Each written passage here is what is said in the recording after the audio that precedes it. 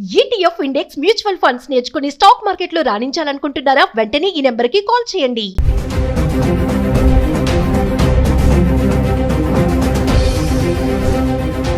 నమస్తే, welcome back to Suman TV. ప్రస్తుతం మనతో పాటు ఉన్నారు అనలిస్ట్ మందరి కృష్ణారెడ్డి గారు. నమస్తే సార్. నమస్తే అమ్మా. సార్, అమెరికా ఒకప్పుడు అమెరికా అంటే ప్రతి ఒక్క కుటుంబంలోంచి ఒక్కళ్ళనే వెళ్ళేవాళ్ళు, చదువుకోవడానికో ఉద్యోగం చేయడానికో దేనికోసమైనా. కానీ ఇప్పుడు వీసా రావట్లేదని ఒక పక్కన, వచ్చినా కూడా వెళ్ళట్లేదు అనేది ఇంకొక వాదన. అంటే అమెరికా వెళ్ళే వాళ్ళు ఒక క్రేజ్ అనేది తగ్గిపోయింది అనుకోవచ్చా? మరి అమెరికాలో ఉంటున్నటువంటి యూనివర్సిటీస్ ఏవైతే ఉన్నాయో అవన్నీ కూడా కొంచెం డల్ అయిపోయాయి, ఇక్కడ నుంచి రావట్లేదు కాబట్టి అనేది ఒక వార్త.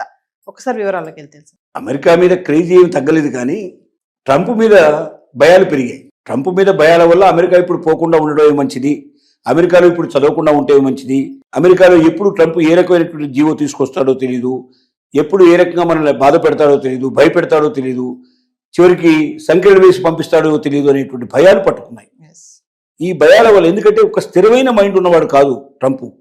రాత్రిపూట ఒక నిర్ణయంలో ఉంటాడు, పొద్దురికి ఇంకో నిర్ణయం తీసుకుంటాడు. ఉదాహరణకి 25% సుంకాలు పెంచుతానని చెప్పి 1వ తారీఖు నుంచి అమలు చేస్తున్నట్టుగా ప్రకటించేశాడు. 1వ తారీఖున అమలు అవుతుందని మన వాళ్ళు ప్రిపేర్గా ఉన్నారు. కానీ సడన్ గా మనం రాత్రి ప్రకటించడం ఏంటంటే, వారం రోజుల పాటు అవకాశం కల్పిస్తున్నాను, ఈ 1 వీక్లో భారతదేశం ముందుకు రావాలి, మా దేశానికి పంపించేటువంటి వాటి మీద మేము సుంకాలు వేసినట్టే వాళ్ళ దేశానికి మేము పంపిస్తున్నానికి ఆల్రెడీ ఎక్కువ సుంకాలు వేస్తున్నారు, ఆ సుంకాలు తగ్గించుకుంటేనే కానీ మేము ఈ సుంకాలు తగ్గిస్తాము అని ఇలాగా ఒకదానికి కండిషన్ పెట్టాడు. ఇంకోటి ఏం పెట్టాడు, రష్యాతో మీరు ముడి చమురు కొనడం మానేయాలి అని ఇంకో కండిషన్ పెట్టాడు.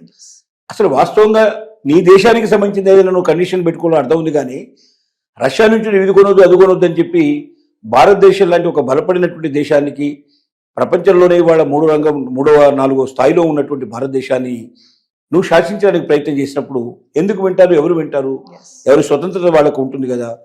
ఇప్పుడు దానివల్ల ఏమైందంటే, ఒక స్థిరమైన నిర్ణయం లేనటువంటి వాడు ట్రంప్ ఎప్పుడు ఎలాంటి నిర్ణయం తీసుకుంటాడు, ఎప్పుడు ఎలాంటి పరిస్థితి చేస్తాడు, తద్వారా ఎన్ని ఇబ్బందులు పడాల్సి వస్తుందో, సడన్గా ఎక్కడో అమెరికాలో మన పిల్లలు కానీ మన కుటుంబం కానీ ఇబ్బంది పడుతుందో అనే భయంతో కూడా చాలామంది తమ పిల్లల్ని చదువుల కోసం పంపించడం కానీ, ఉద్యోగాల కోసం ప్రయత్నం కానీ, వీసా కోసం ట్రై చేసడం కూడా చాలామంది మానేసే పరిస్థితి వాళ్ళ ఏర్పడింది. దీనివల్ల ఏమైందంటే, ఎయిర్పోర్ట్లలో ఇంతకుముందు కలకలాడుతుండేది, అమెరికా వెళ్ళే వాళ్ళ సంఖ్య చాలా ఎక్కువ ఉండేది. వాళ్ళు వెళ్తున్నారంటే వాళ్ళతో పాటు కుటుంబాలన్నీ వెళ్ళి చూడడానికి వాళ్ళకి తెలిసిన వాళ్ళు, కుటుంబాలు, స్నేహితులు, వందల వేల సంఖ్య లోపల ఎయిర్పోర్ట్ కలకలాడుతూ ఉండేది. ఇప్పుడు ఏ ఎయిర్పోర్ట్ చూసినా బోసిపోయినట్టు కనపడుతుంది, అక్కడ ఎవరు జనం కనపడలేదు. ఎందుకంటే అమెరికాకు వెళ్ళే వాళ్ళు తగ్గిపోయినారు, వాళ్ళు సెండప్ చేసేవాళ్ళు తగ్గిపోయినారు. ఇక్కడ ఇలా ఉంటే అక్కడ కూడా పరిస్థితి చాలా ఘోరంగా పడుతుంది. అక్కడ ఏమిటి, మరి అమెరికన్ విద్యార్థుల వల్ల అక్కడ హాస్టల్స్ బాగా కలకలాడేవి, అక్కడ యూనివర్సిటీలు కలవడాడేవి, అక్కడ వీళ్ళు కొనుగోలు ఏదో ఒకటి కొంటారు కదా, పోయినవాడు ఊరుకోడు కదా. ఈ పర్చేజ్ వల్ల కూడా అక్కడ వాళ్ళకి ఎక్కువ లాభాలు వస్తూ ఉండేవి. కానీ ఇప్పుడు పరిస్థితి ఏంటంటే, ఆల్మోస్ట్ ఆల్ 50% వెళ్ళేటువంటి వాళ్ళు తగ్గిపోయినారు. తర్వాత అక్కడ ఉద్యోగాలు కూడా లేని పరిస్థితులు ఏర్పడటం వల్ల చాలా మంది ఉద్యోగాలు భయపడుతూ చేయడం ఎందుకని వదిలేసి వచ్చేవాళ్ళు కూడా సంఖ్య పెరిగిపోయింది.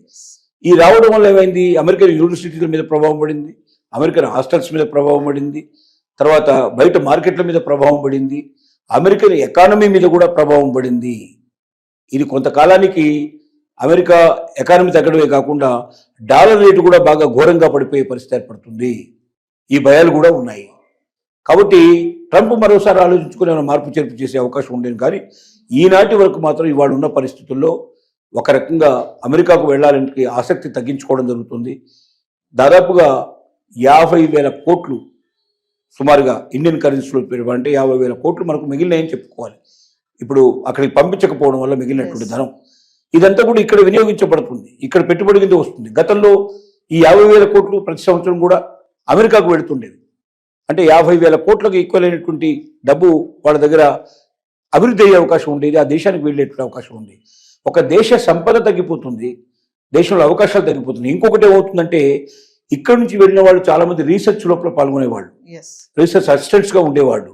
దాంతోపాటుగా ఇప్పుడు మనం మామూలుగా డాక్టర్ కోర్స్ కంప్లీట్ అయిన తర్వాత మనం హౌస్ సర్జన్ అంటాం, అంటే వాళ్ళకు జూనియర్ డాక్టర్స్గా ఉంటారు. ఈ జూనియర్ డాక్టర్స్ ఆపరేషన్స్లో మిగతా విషయంలో అన్నింటిలో ఉపయోగపడతారు.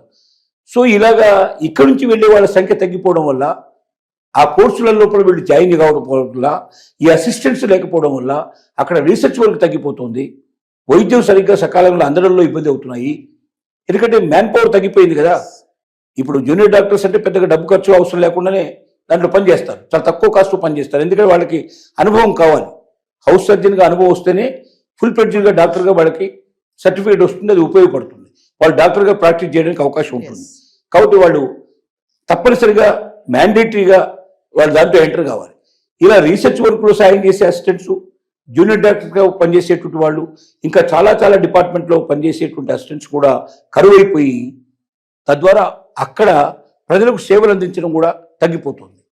సో ఒకవైపున అమెరికా ఆర్థిక వ్యవస్థ తగ్గిపోతుంది, మరొక వైపున ఈ రకమైన అసిస్టెన్స్ లేకపోవడం వల్ల సేవల లోపల కూడా చాలా వరకు కొరత ఏర్పడి సేవలు సకాలంగా అందటం లేదు. ఆ యొక్క మొత్తం టోటల్గా అమెరికా యొక్క ఆర్థిక వ్యవస్థ మీదనే దెబ్బపడే అవకాశం ఉంది. ఎందుకంటే ఒక భారతీయులే కాదు, మిగతా అన్ని దేశాల నుంచి వచ్చే వాళ్ళు కూడా ఎదుర్కొంటున్నారు.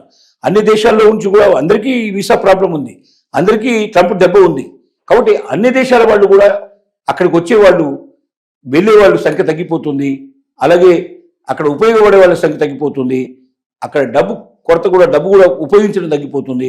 ఇన్ని రకాలుగా అమెరికా నష్టపోయే పరిస్థితి ఉంది. కాబట్టి అమెరికా మీద మోజున్నప్పటికీ, అమెరికా మీద ఇంట్రెస్ట్ ఉన్నప్పటికీ, అమెరికాకు ట్రంప్ ఉన్నంత కాలం వెళ్ళకపోవడమే మంచిదనే నిర్ణయం వల్ల అటు అమెరికా నష్టపోతుంది, ఇటు భారతదేశం నష్టపోతుందని చెప్పలేం. కానీ ఒక రకంగా లాభపడుతుంది. కారణం ఏంటంటే 50,000 కోట్లు అమెరికాకు వెళ్ళేవి ఇక్కడ ఆగిపోయినాయి అంటే తప్పనిసరిగా ఇక్కడ ఎక్కడో దాంట్లో పెట్టుబడి పెడతారు. దాని ద్వారా మన దేశానికి కొంత ఆర్థిక సంపద లభిస్తుంది, కొన్ని రకాలుగా మనం బెనిఫిట్ అయ్యే అవకాశం కూడా ఉంది. ఏదేమైనా సార్ ట్రంప్ ఉన్నటువంటి ఈ టర్మ్ లో వెళ్ళకపోవడం మంచిదంటారు అని మనం చెప్పడం కాదు, కానీ వాళ్ళు భావిస్తున్నారు. ఎందుకంటే ఒకటి, మేధావి అయినటువంటి వాడు మాత్రం ప్రయత్నం చేసుకుంటూ వెళ్ళగలుగుతాడు, అక్కడ నిలదొక్కగలుగుతాడు. మేధావి కానివాడు ఏదో చదువు కోసం పోదాం, అక్కడ ఉద్యోగం చేసుకుందాం, సంపాదించుకొని అక్కడే నన్ను పోషించుకుందాం అనుకున్న వాడు మాత్రం వెళ్ళకపోవడమే 100% మంచిది. అట్లాంటి పోషించుకునే పరిస్థితులు వాళ్ళు లేవు. అక్కడ బయట ఎక్కడైనా పనిచేసినట్టు ఉంటే వెంటనే పట్టుకుంటారు, సంఖ్యలు వేసి పంపించేస్తారు, లేదా సంఖ్యలు వేస్తారని మన గవర్నమెంట్ తెలియజేస్తారు. అట్లా నేరంగా ఉండే పరిస్థితి ఉంది. మరి ఉద్యోగం మీదనే ఆధారపడి నేను బతుకుతాను, నాకు ఏదో ఒకటి పార్ట్ టైం జాబ్ దొరికితే తప్ప నేను చదువు కంటిన్యూ చేయలేని వాడు ఎట్టి పరిస్థితుల్లో వెళ్ళకూడదని మనం సలహా ఇస్తున్నాం. మనకు భారతదేశం నుంచి డబ్బు వస్తుంది, నేను ఉద్యోగం చేయకపోయినా పర్లేదు, నేను ఖచ్చితంగా ఇక్కడ చదువుకోగలను అనుకున్న వాళ్ళు మాత్రం వెళ్ళొచ్చు. అంటే అక్కడి నుంచి రూపాయి ఆశించకుండా ఉండేవాళ్ళు. లేదా మేధావులు ఉండే ఎవరైతే ఉన్నారో వాళ్ళు నాకు జాబ్ తప్పనిసరిగా దొరుకుతుంది, నా మేధస్సు తోటి ఈ జాబ్ సంపాదించుకోగలను, నేను అమెరికాలో స్థిరపడగలను నమ్ముకున్న వాళ్ళు వెళ్ళొచ్చు. కానీ బిలో యావరేజ్గా ఉండేవాళ్ళు అటువైపు ప్రస్తుతానికి ట్రంప్ ఉన్నంతకాలం చూడకపోవడమే అన్ని రకాలుగా మంచిది. Thank you.